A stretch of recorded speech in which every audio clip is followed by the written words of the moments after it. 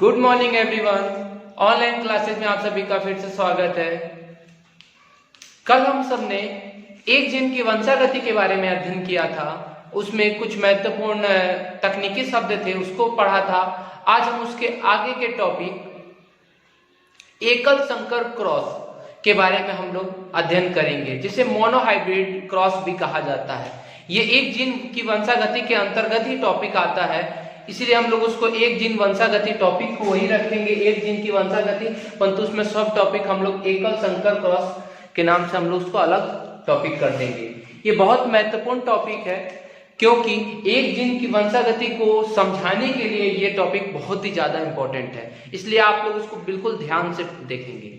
चलिए शुरू करते हैं अपने टॉपिक को। एकल संकर क्रॉस है क्या, जिसको इंग्लिश में मोनोहाइब्रिड क्रॉस कहा जाता है। नाम से ही बिल्कुल क्लियर है। एकल मतलब एक, संकर मतलब हाइब्रिड मतलब एक ही लक्षण हो, और क्रॉस मतलब क्रॉस कराया जा रहा है जिसमें दो पौधे हों। तो इसकी परिभाषा क्या बनेगी, जब दो पौधे के बीच किसी एक लक्षण पर, कोई एक ही लक्षण होना चाहिए, एक लक्षण पर क्रॉस कराया जाता है तो उसे एकल संकर क्रॉस कहा जाता है। फिर से एक बार देख लेते हैं। जब दो पौधे के बीच किसी एक लक्षण पर क्रॉस कराया जाता है तो उसे एकल संकर क्रॉस कहा जाता है, जिसे मोनोहाइब्रिड क्रॉस कहा जाता है, जिसमें केवल एक लक्षण होना चाहिए। मेंडल ने इसको समझाने के लिए एक प्रयोग किया था। उस प्रयोग को हम लोग अच्छी तरह से देखेंगे। उन्होंने जो प्रयोग किया था, उन्होंने मटर के पौधे पे किया था, और मटर के पौधे के एक लक्षण को उन्होंने लिया था। हम लोगों ने 7 लक्षण पीछे पढ़े थे। उन्होंने मटर के पौधे का एक लक्षण लिया, तने की ऊंचाई।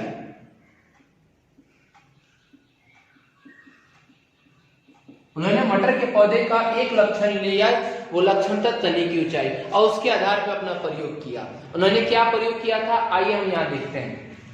उन्होंने तने की ऊंचाई पर दो विपरीत गुण प्राप्त होते हैं, एक होता है लंबा और एक होता है बौना।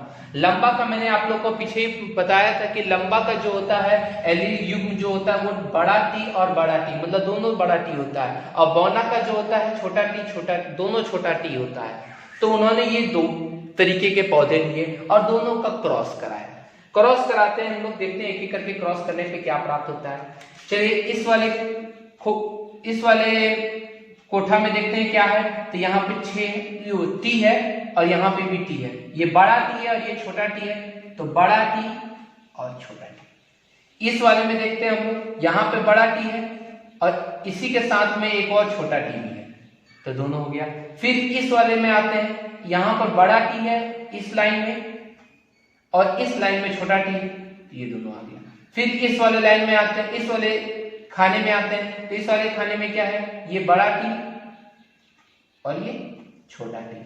यहाँ पे हम देखते हैं कि जो चारों खाने हैं, उन चारों खाने में एक बड़ा टी आता है और एक छोटा टी आता है। यहाँ पे चारों खाने में क्या आता है, एक बड़ा टी आता है और एक छोटा टी आता है। इससे हमें यह पता चलता है कि चारों खाने एक जैसे हैं और चारों में एक बड़ा टी और एक छोटा टी आता है, जिसके बारे में हम लोगों ने पढ़ा था पहले ही कि बड़ा टी इसमें प्रभावी हो जाता है और छोटा टी अप्रभावी होता है। जब बड़ा टी प्रभावी होगा तो कैसा प्राप्त होगा, हमें लंबा प्राप्त होगा, ये भी लंबा प्राप्त होगा, ये भी लंबा प्राप्त होगा और ये भी लंबा प्राप्त होगा। तो चारों कैसे प्राप्त होते हैं, लंबा प्राप्त होता है। और इन चारों को कौन सी पीढ़ी कहा जाता है, तो F1 पीढ़ी का नाम दिया जाता है। F1 पीढ़ी की परिभाषा कल ही हम लोगों ने पढ़ी थी। क्या पढ़ी थी कि जब दो विभिन्न प्रजातियों को आपस में क्रॉस कराया जाता है, तो क्रॉस कराने के बाद जो संतति पीढ़ी बनती है, उस संतति पीढ़ी को कौन सी पीढ़ी कहते हैं, F1 पीढ़ी कहते हैं। तो F1 पीढ़ी कौन सी हो गई, ये F1 पीढ़ी। तो मोनोहाइब्रिड क्रॉस का प्रयोग उन्होंने क्या किया था, तो उन्होंने मेंडल ने मटर के पौधे का चयन किया। उन्होंने मटर के पौधे का एक लक्षण लिया, तने की ऊंचाई, और उसमें दो विपरीत गुण पाए गए, लंबा और बौना। दोनों पौधे को आपस में उन्होंने क्रॉस कराया और क्रॉस कराने के बाद से उन्हें F1 पीढ़ी में चारों लंबे पौधे प्राप्त हुए। चारों कैसे प्राप्त हुए, लंबे पौधे प्राप्त हुए। परंतु ये चारों जो लंबे पौधे हैं, उनका जो जीनोटाइप अनुपात जो वो क्या जीनोटाइप कैसा है, तो दोनों एक बड़ा टी है और एक छोटा टी है। मतलब इस वाले लंबे पौधे में एक बड़ा टी प्राप्त हुआ और एक ऐसा प्राप्त हुआ छोटा टी प्राप्त हुआ। फिर अब दूसरा,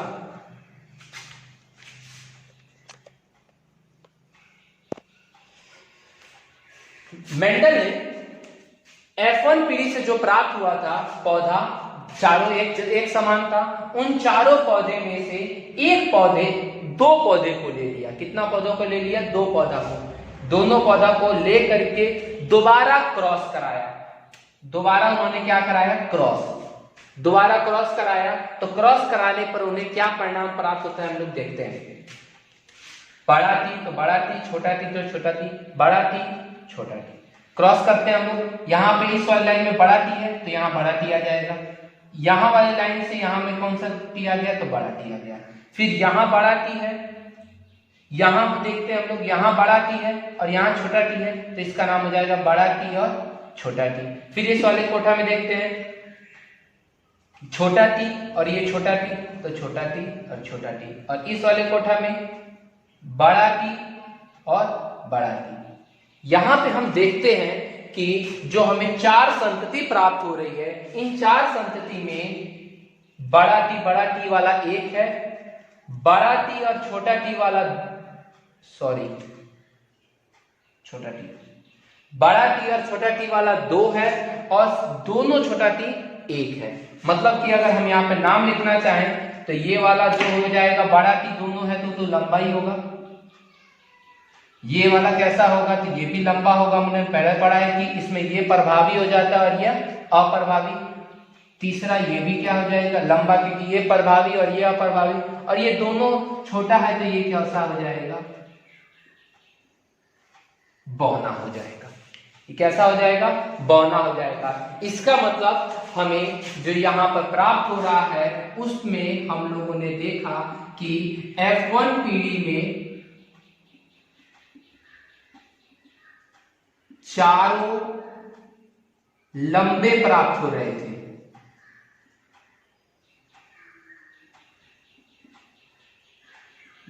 लंबे संतति प्राप्त होते हैं, परंतु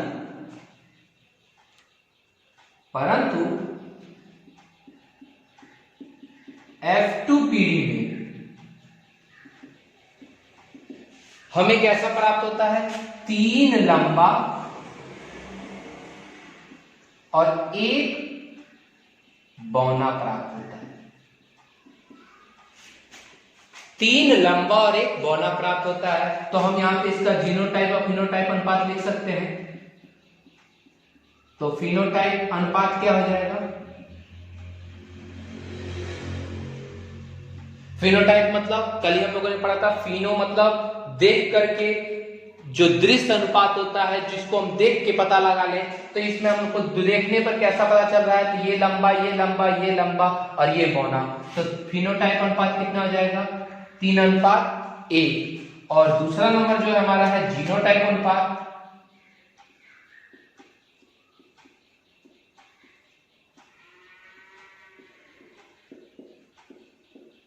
जीनोटाइप अनुपात देखते हैं तो बड़ा टी कितना है? तो 1 है। अनुपात बड़ा टी और छोटा टी कितना है? 2 बार है। अनुपात दोनों छोटा टी कितना है? 1। मतलब इसका जीनोटाइप अनुपात हमें कितना प्राप्त होता है? जीनोटाइप अनुपात में प्राप्त होता है 1:2:1 और फिनोटाइप अनुपात कितना प्राप्त होता है हमें? 3:1। इस आधार पे उन्होंने एकल संकर क्रॉस की पूर्णतः व्याख्या की थी। चलिए एक बार और फिर से मिला लेते हैं हम लोग।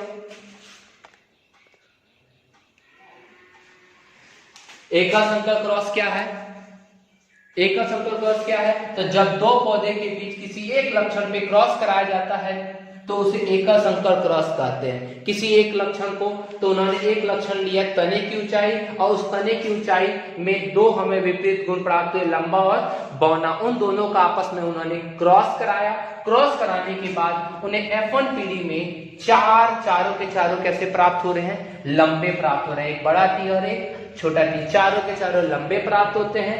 तब उन्होंने क्या किया F1 पीढ़ी से जो भी 4 गो प्राप्त हुए थे उसमें से उन्होंने 2 गो को लेकर के दोबारा क्रॉस कराया और दोबारा क्रॉस कराने पर उन्हें जो संतति प्राप्त हुई उसको देख लेते हैं हम लोग। 2 गो एक लंबा दोनों को ले लिया, एक बड़ा टी छोटा टी, बड़ा टी छोटा टी। यहाँ देखते हैं क्रॉस कराने पे बड़ा टी और बड़ा टी दोनों ये मिला, यहाँ पे बड़ा टी छोटा टी आएगा, यहाँ बड़ा टी छोटा टी और यहाँ पे छोटा टी छोटा टी। इस प्रकार से हमें इस वाले पीढ़ी को हम लोग F2 पीढ़ी का नाम देते हैं, F2 पीढ़ी।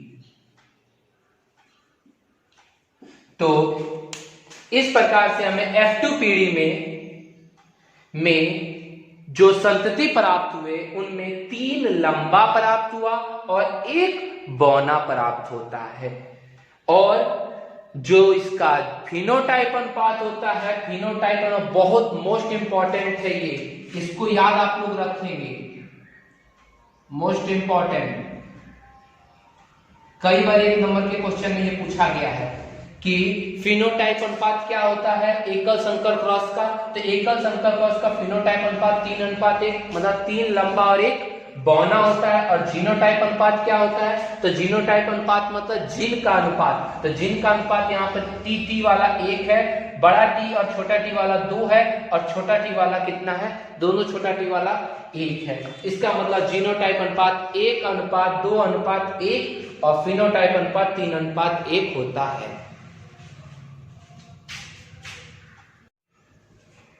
इसका नोट्स मैं दे रहा हूं, आप लोग उसमें उसका डेफिनेशन है और किया गया प्रयोग है। हाँ, उसमें फिगर नहीं है तो फिगर आपको इसी में से बनाना होगा। सेम इसी तरीके से आप लोग फिगर ड्रॉ कर लेंगे, यहाँ F1 पीढ़ी लिख लेंगे, यहाँ F2 पीढ़ी लिख करके ड्रॉ करके कर लेंगे। ये बहुत इंपॉर्टेंट है क्योंकि इसके बिना हम आगे कुछ नहीं कर पाएंगे, इसलिए आप इसको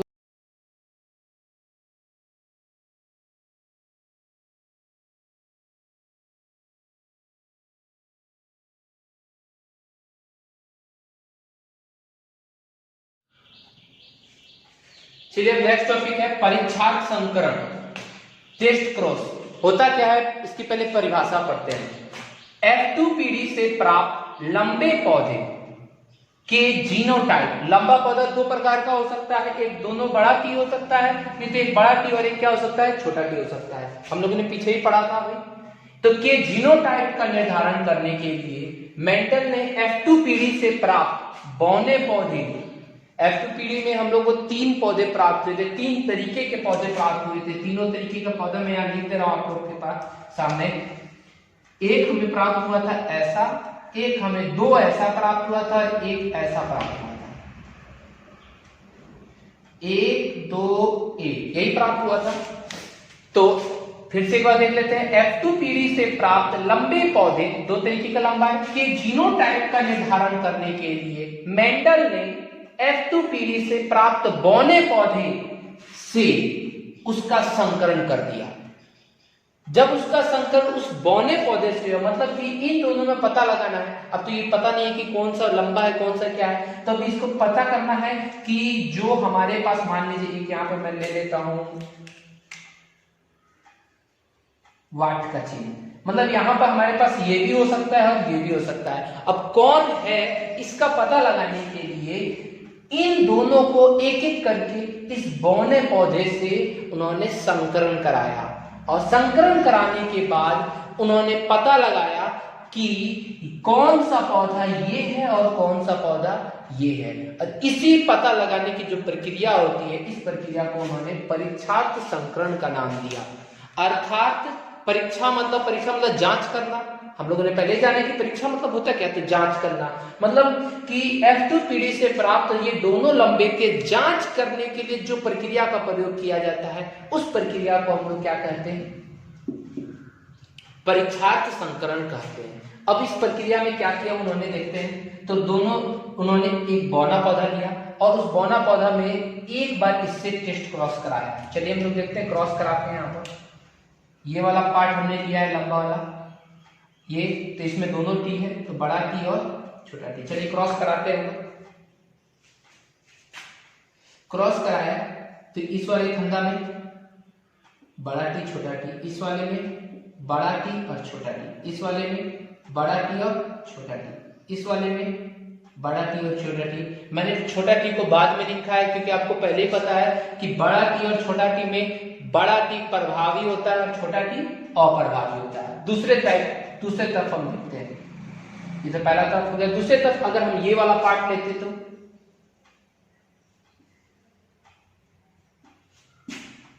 चलिए देखते हैं, बड़ा टी छोटा टी, बड़ा टी छोटा टी, छोटा टी छोटा टी, छोटा टी छोटा टी।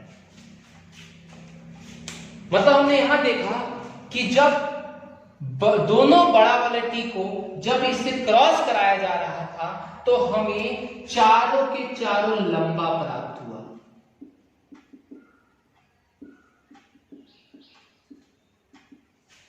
परंतु यहां पे हमें क्या प्राप्त हुआ, दो लंबा और दो बौना प्राप्त हुआ।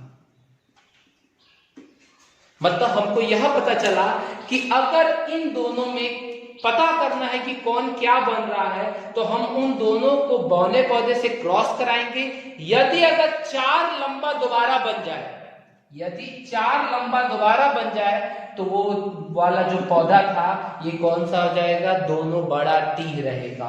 और अगर दो लंबा और दो बौना बने तो जो ये पौधा था ये पौधा क्या हो गया, बड़ा टी और छोटा टी वाला हो गया। अर्थात इसके द्वारा हम लंबे पौधे, ये दोनों लंबाई है, ये दोनों लंबाई है, लंबा पौधा का हम जीनोटाइप, जीनोटाइप मतलब जीन का टाइप के जीनोटाइप का हम निर्धारण कर सकते हैं। यही है परीक्षार्थ संकरण। चलिए इसी के साथ मेरा टॉपिक समाप्त होता है। आप इस फिगर को बना लीजिएगा इसके नीचे ही, और कल हम लोग मिलेंगे नेक्स्ट टॉपिक लेकर के। Thank you.